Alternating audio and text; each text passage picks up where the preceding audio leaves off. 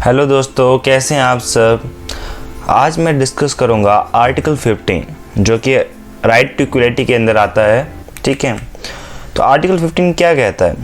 Prohibition of discrimination on grounds of religion, race, caste, sex और place of birth. पर आप जानते हैं कि जेंडर बेस पर तो डिस्क्रिमिनेशन होता है, कास्ट बेस पर भी डिस्क्रिमिनेशन होता ही होता है। ठीक है, तो यहाँ पर प्रोहिबिशन डिस्क्रिमिनेशन कैसे है? आपने जैसे आर्टिकल 14 में पढ़ा प्रोटेक्शन ऑफ लॉस। ठीक, वहाँ पर हम रीजनेबल क्लासिफिकेशन कर सकते हैं। ठीक है, हम किसी एक पर्टिकुलर क्लास बना के रीजनेबल क्लासिफिकेशन कर सकते हैं। ठीक है, उसको स्पेशल ट्रीटमेंट दे सकते हैं। ठीक है, अगर वो औरों के समान नहीं है, अनइक्वल स्टेटस में है, ठीक है, तो हम उसको डिस्क्रिमिनेशन कर सकते हैं। बट वो पॉजिटिव डिस्क्रिमिनेशन होना चाहिए, वो रीजनेबल डिस्क्रिमिनेशन होना चाहिए, ना कि कोई पर्टिकुलर रिलीजन को हम फ़ायदा दे दे बिना कोई रीज़न दिए। ठीक है, जेंडर बेस पर या अगर हमें रिलीजन बेस पर भी देना है तो हम डिस्क्रिमिनेशन कर सकते हैं, बट वो पॉजिटिव डिस्क्रिमिनेशन होना चाहिए। ठीक है, अब हम क्लॉज बाय क्लॉज समझते हैं। देखो, पहला क्लॉज क्या हो गया है? State shall not discriminate against any citizen on grounds only of religion, race, caste, sex, place of birth or any of them। ठीक है, तो यहाँ पर स्टेट की ड्यूटी है कि ये राइट इंश्योर करे, हम स्टेट से क्लेम करेंगे। ठीक है, अगर कोई राइट का वायलेशन होता है तो हम स्टेट के अगेंस्ट जाएंगे। ठीक, वैसे तो फंडामेंटल राइट्स का अगर कोई भी वायलेशन होता है तो हम स्टेट के अगेंस्ट ही करते हैं। ठीक है, तो यहाँ पर स्टेट की ड्यूटी है कि वो किसी भी हालत में, यहाँ पर सेल नॉट का है, ठीक है, तो किसी भी हालत में वो डिस्क्रिमिनेशन अलाउ नहीं कर सकते तो अगेंस्ट एनी सिटीजन। ठीक है, मींस ये सिर्फ सिटीजन्स को दिया गया है। ठीक है, ये राइट सिर्फ सिटीजन्स को दिया गया है, हमारे फॉरेनर्स जो आते हैं उनको नहीं दिया गया, वो क्लेम नहीं कर सकते। On grounds only. ठीक है, यहाँ पर ऑनली शब्द कहा गया, मीन्स इन्हीं ग्राउंड्स में हम डिस्क्रिमिनेशन प्रोहिबिट कर सकते हैं, और ग्राउंड्स में डिस्क्रिमिनेशन हो सकता है अकॉर्डिंग टू दिस आर्टिकल। ठीक है, of religion, race, caste, sex, place of birth और एनी ऑफ देम। ठीक है, ये क्लियर हो गया। अब इससे रिलेटेड एक केस लॉ है DP Joshi versus state of Madhya Bharat. ठीक है, इसमें क्या था, एक मेडिकल कॉलेज था जो कि इंदौर में स्टैब्लिश्ड है। ठीक है, ये मध्य प्रदेश गवर्नमेंट के अंदर था। ठीक है, उनकी कंट्रोल के अंदर था। तो गवर्नमेंट एक रूल लाई। ठीक है, तो उन्होंने कहा कि जो बच्चे यहाँ की डोमिसाइल हैं, यहाँ रेसाइड करते हैं, उन्हें कैपिटेशन फीस या एक्स्ट्रा फीस देने की ज़रूरत नहीं है। ठीक है, पर जो नॉन डोमिसाइल स्टूडेंट्स हैं, ठीक है, तो उन्हें एक्स्ट्रा फीस देनी पड़ेगी, कैपिटेशन फीस देनी पड़ेगी। ठीक है, तो ये प्रकार का डिस्क्रिमिनेशन हो गया।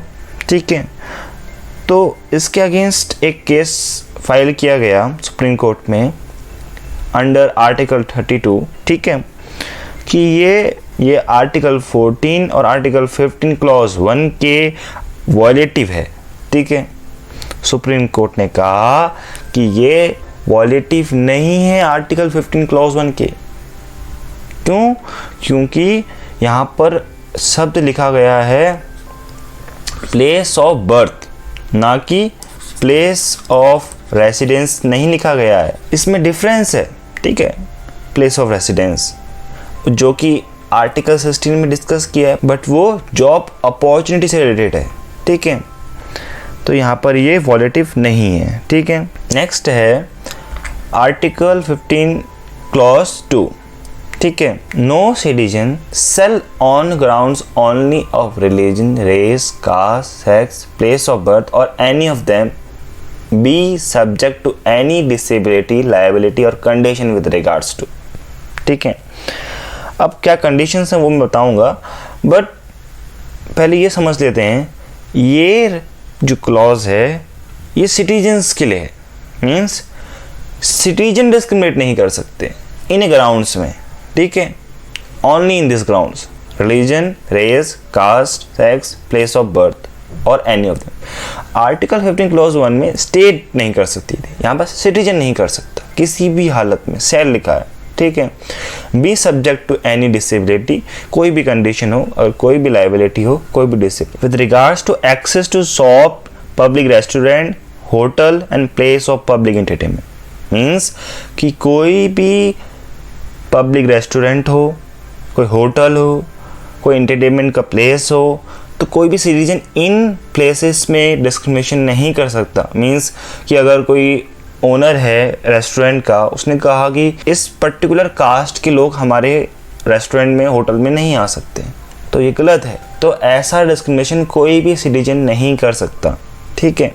फिर नेक्स्ट ग्राउंड है the use of wells, tanks, bathing ghats, road and places of public resort maintained wholly or partly by state funds or dedicated to the use of general public, means ये particularly कोई public places जैसे कि wells है जो कि public के large अपने फ़ायदे के लिए यूज़ करती है, जैसे कि wells है, कोई tanks है, ठीक है, गवर्नमेंट बनाती है, ठीक है, ये इंडिविजुअल भी होते हैं तो वो अलग बात है, बट ये पब्लिक प्लेसेस के लिए है, ठीक है। रोड है, रोड तो सबके लिए है, ठीक है।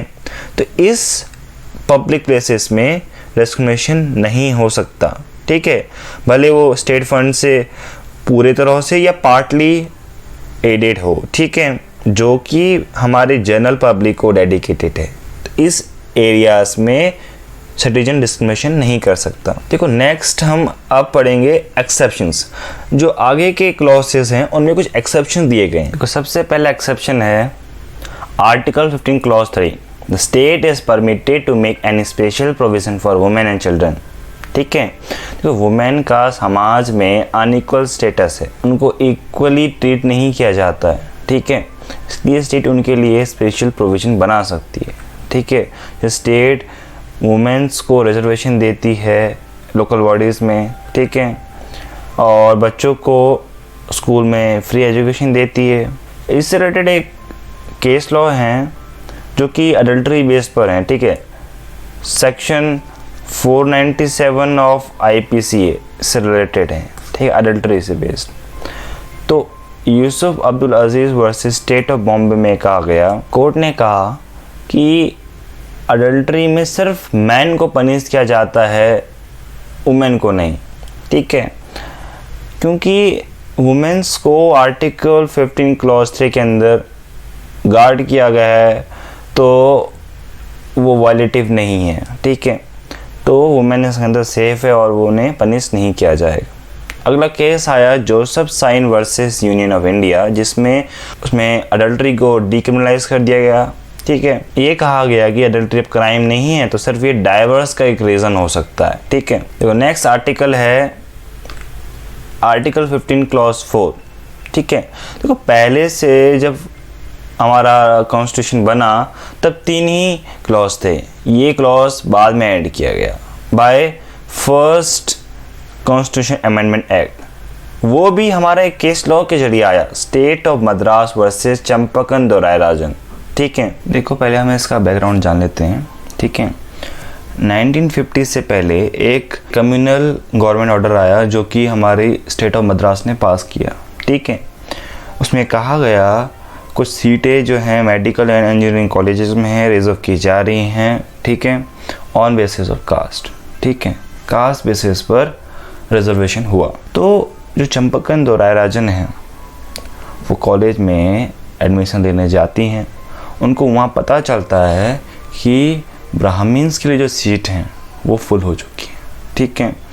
अब जो बची हुई रिजर्वेशन सीट हैं उनके अंदर उनको एडमिशन नहीं मिल सकती, जैसे कि उसमें 6 नॉन ब्राह्मण्स के लिए, बैकवर्ड क्लासेस के लिए, ब्राह्मण्स, हरिजन सब के लिए रिजर्वेशन किया गया था। उन्होंने इस ऑर्डर को चैलेंज किया, इस गवर्नमेंट ऑर्डर को चैलेंज किया हाई कोर्ट में अंडर आर्टिकल 226, ठीक है। ये कहा कि मेरे फंडामेंटल राइट आर्टिकल 15 क्लॉज 1 और आर्टिकल 29 क्लॉज 2 का वायलेशन हो रहा है, ठीक है। आर्टिकल 15 क्लॉज 1 तो मैंने आपको बता दिया है, आर्टिकल 29 क्लॉज 2 मैं आपको बताता हूँ। उसमें कहा गया है कि no citizen shall be denied admission into any educational institution maintained by state or receiving aid out of the state funds on grounds only of religion, race, caste, language or any of them. ठीक है, no citizens के लिए हम मना नहीं कर सकते admission education institution में जो कि स्टेट फंड से चल रहे हैं या स्टेट द्वारा चलाए जा रहे हैं। उनको हम रेस, कास्ट, रिलीजन, लैंग्वेज या एनी ऑफ देम के बेसिस पर हम उनको डिस्क्रिमिनेट नहीं कर सकते, उनको हमको एडमिशन देना ही होगा। ठीक है, तो स्टेट का यह कहना था कि हमने ये जो ऑर्डर पास किया है, ठीक है, ये आर्टिकल 37 में ये मेंशन है कि अगर हम कोई भी लॉ बनाते हैं तो हमको डीपीएसपी को ध्यान में देना है। और उन्होंने ये भी कहा कि आर्टिकल 46 जो कि डीपीएसपी के अंदर आता है उसमें ये मेंशन है कि हम एजुकेशनल एंड इकोनॉमिक इंटरेस्ट के लिए SC ST जो क्लासेस हैं और वीकर सेक्शंस हैं उनके लिए हम ये प्रोविज़न बना सकते हैं। ठीक है, इसलिए हमने ये प्रोविज़न बनाया है। तो कोर्ट ने ये कहा कि जो आर्टिकल 29 क्लॉज 2 है जो कि गारंटी कर रहा है हमें, हमारे सिटीजन्स को गारंटी कर रहा है कि उनको एडमिशन मिलेगा, इस रिलीजन, कास्ट, इस बेस पर डिस्क्रिमिनेशन नहीं किया जाना चाहिए, तो ये तो वायलेशन है। ठीक है, तो ये साफ आर्टिकल 29 क्लॉज 2 का वायलेशन हो रहा है। और कोर्ट ने कहा कि डीपीएसपी फंडामेंटल राइट पर ओवर रूल नहीं कर सकता। ठीक है, मीन्स हमारा जो फंडामेंटल राइट है ज़्यादा पावरफुल है। ठीक है, अगर दोनों का कंपेरिजन किया जाए, ठीक है, अगर उन्होंने कहा कि भाई हमारा आर्टिकल 46 के अंदर हमने ये लॉ बनाया है, ये ऑर्डर पास किया है, तो बट मोर पावरफुल आर्टिकल 15 है, फंडामेंटल राइट्स आर मस्ट। ठीक है, वो तो जस्टिशिएबल है।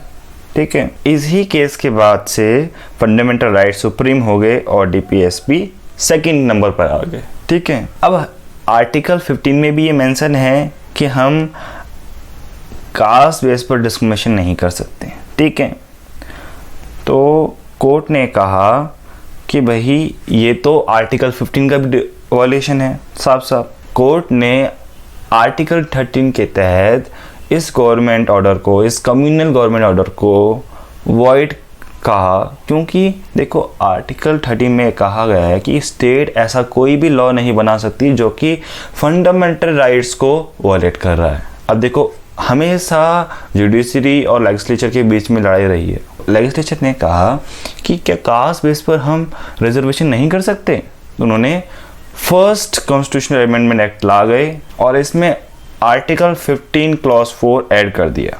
ठीक है, अब आर्टिकल 15 क्लॉज 4 क्या कहता है?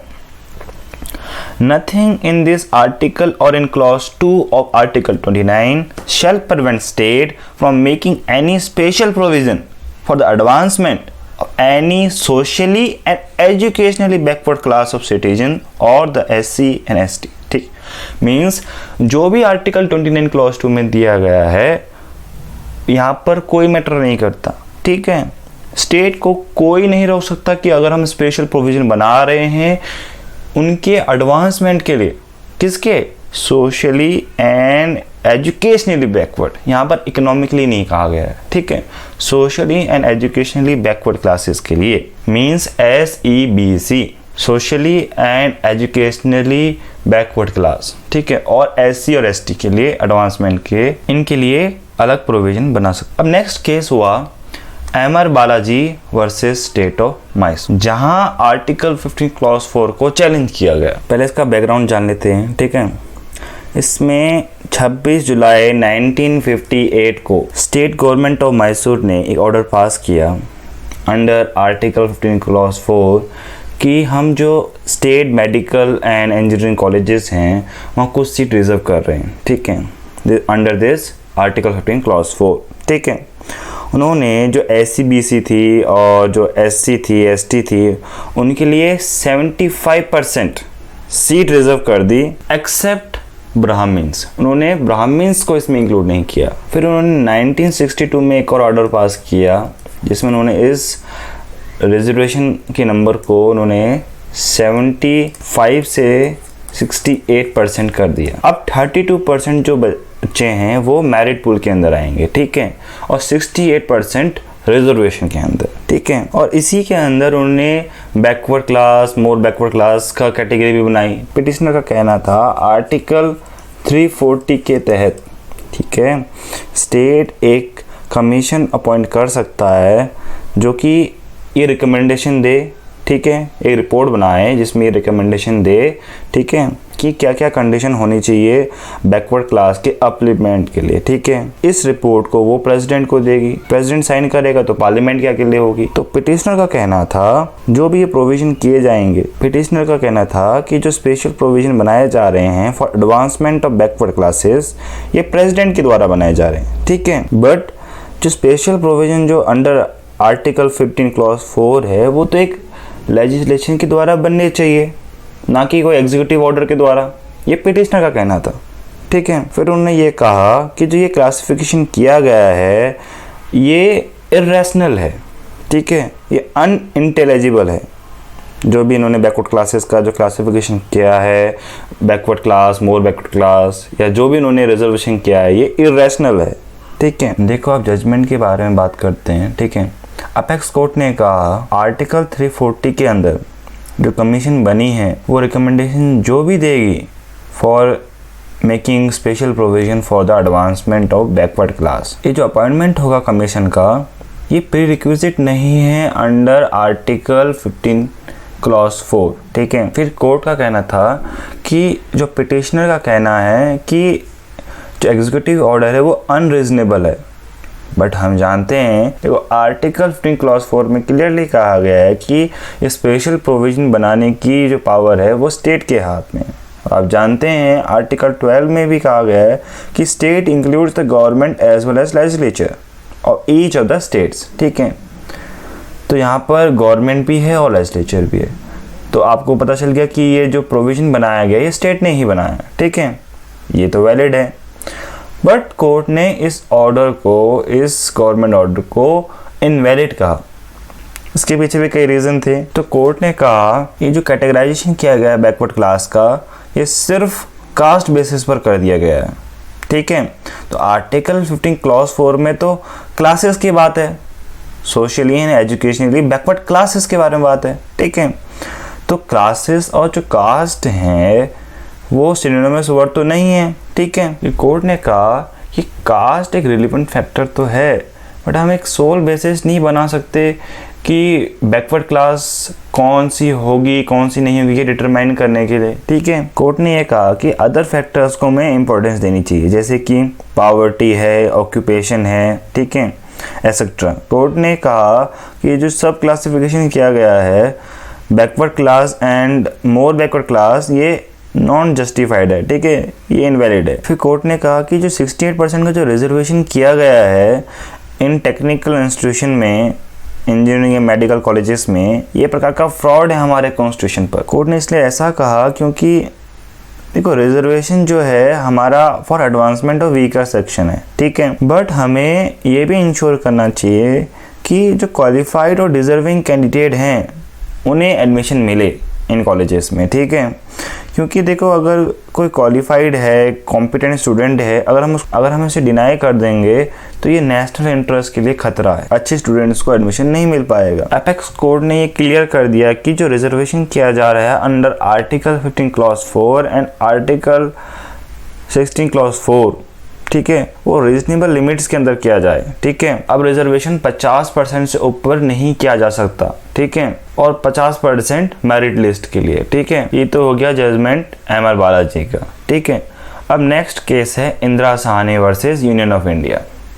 इसमें कोर्ट ने जो 50% का जो कैप है रिजर्वेशन में वो वैलिड का, और ये कहा कि जो बैकवर्ड और मोर बैकवर्ड क्लास का जो क्लासिफिकेशन है, सब क्लासिफिकेशन है वो सही है। क्यों? देखो बैकवर्ड क्लास में कुछ ऐसी मोर बैकवर्ड क्लास हो सकती है जो कि रिजर्वेशन से छूट सकती है। अगर रिजर्वेशन दिया जा रहा है तो सिर्फ अगर बैकवर्ड क्लास को दिया जाए जिनको पहले से एडवांटेज मिल चुकी है या जो बेटर पोजीशन में है, ठीक है, तो जो मोर बैकवर्ड क्लास हैं वो उसमें से छूट जाएंगे, ठीक है। इसलिए उन्होंने कहा कि जो ये क्लासिफिकेशन है वो जस्टिसिएबल है। फिर उन्होंने हॉरिजॉन्टल और वर्टिकल क्लासिफिकेशन भी किया, ठीक है, वो मैं आपको अगले आर्टिकल में बताऊंगा, ठीक है। अब नेक्स्ट कुछ केस लॉस हैं वो डिस्कस करते हैं, ठीक है। पहला केस लॉ है TMA pi foundation versus state of Karnataka में कोर्ट ने ये कहा कि देखो जो प्राइवेटली रन एजुकेशन इंस्टीट्यूशन है उसमें स्टेट रिजर्वेशन नहीं कर सकती फॉर एडमिशन, या एडमिशन एंट्रेंस टेस्ट से होंगे, भले वो स्टेट करवाए या कोई पर्टिकुलर एजुकेशनल इंस्टीट्यूशन करवाए, ठीक है। तो next case law is Islamic academy versus state of Kerala, ठीक है। इसमें भी लगभग कोर्ट ने यही कहा कि स्टेट कोटा तो फिक्स कर सकती है एडमिशन का, ठीक है, बट फीस फिक्स नहीं कर सकती और एडमिशन कैसे होगा ये फिक्स नहीं कर सकती, ठीक है। तो यहाँ भी कोर्ट ने यही कहा कि एडमिशन एंट्रेंस टेस्ट से होगा, ठीक है, मेरिट लिस्ट निकलेगी तभी ही एडमिशन होगा। तो नेक्स्ट केस बहुत इंपॉर्टेंट है PA Inamdar versus state of Maharashtra, ठीक है।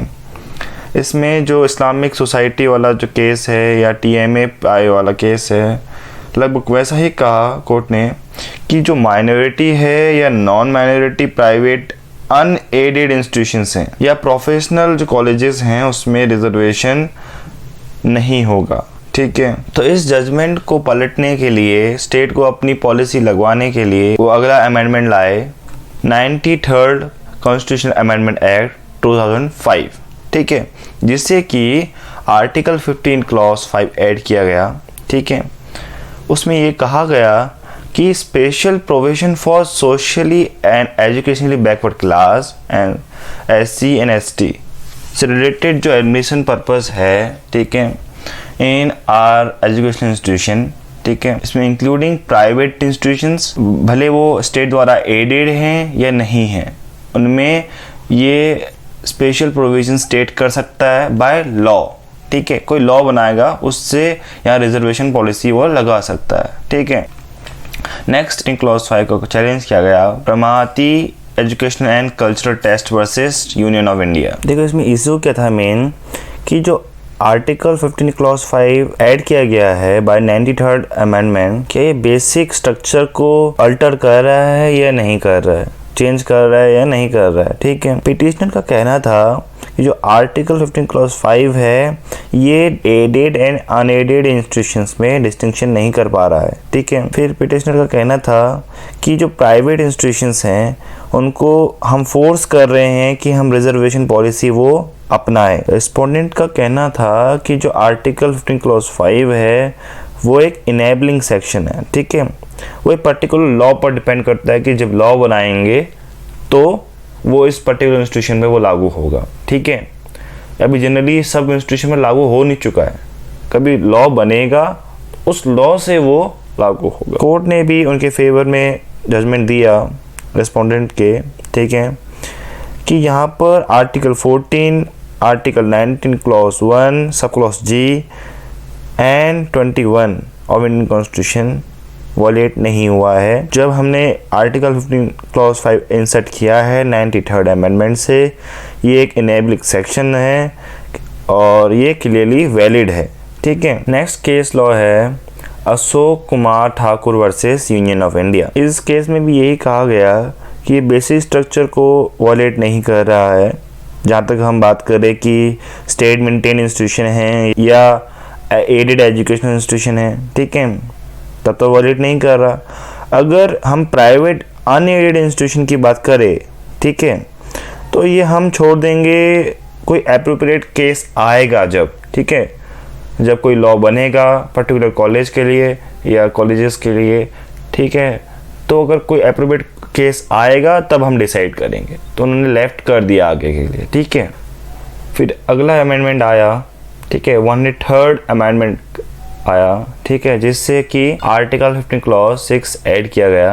तो आर्टिकल 15 क्लॉज 6 ये कहता है कि article 19 clause 1 sub clause G and article 29 clause 2 state को रोक नहीं सकता, प्रिवेंट नहीं कर सकता from making a special provision, किसके लिए, for the advancement of economically weaker section. यहाँ पर इकोनॉमिकली बैकवर्ड क्लास की बात करी जा रही है, ठीक है, या हम कहे कि इकोनॉमिकली वीकर सेक्शन और ये सिर्फ सिटीजन्स को दिया जाता है, तो आप जानते हैं कि आर्टिकल 15 सिटीजन्स को दिया जाता है, ठीक है। और अदर देन जो कि क्लॉज 4 और क्लॉज 5 में मेंशन्ड है, ठीक है। अब ये किससे रिलेटेड है, क्या special provision, admission into educational institution, भले वो प्राइवेट इंस्टीट्यूशन हो, ठीक है, एडेड हो, अनएडेड हो स्टेट द्वारा, बट इसमें माइनॉरिटी एजुकेशन इंस्टीट्यूशन नहीं आएंगे, जो कि आर्टिकल 30 के अंदर अलग से आता है, ठीक है। और क्लॉज 5 में भी माइनॉरिटी एजुकेशनल इंस्टीट्यूशन नहीं आएंगे, ठीक है। अब ये तो क्लियर हो गया। अब ये 10% रिजर्वेशन दे रहा है इकोनॉमिकली वीकर सेक्शन को, और ये in addition to the present reservation.